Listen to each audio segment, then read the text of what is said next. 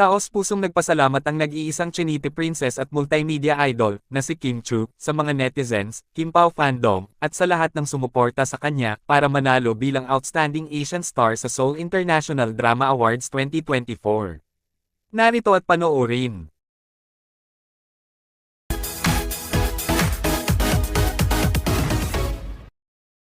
Hello sa inyong lahat! Grabe, sobrang gusto ko magpasalamat sa inyo sa pagdala sa akin sa Korea. Oh my gosh, this is it! Thank you talaga sa pagsuporta, pagboto, pag-download ng app, mga funding and everything.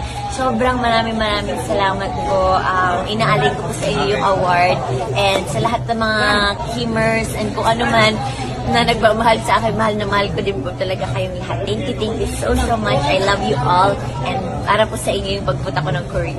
Akala mo naman Olympian, pero thank you so much. Kayo, anong masasabi nyo tungkol dito? Just comment down below.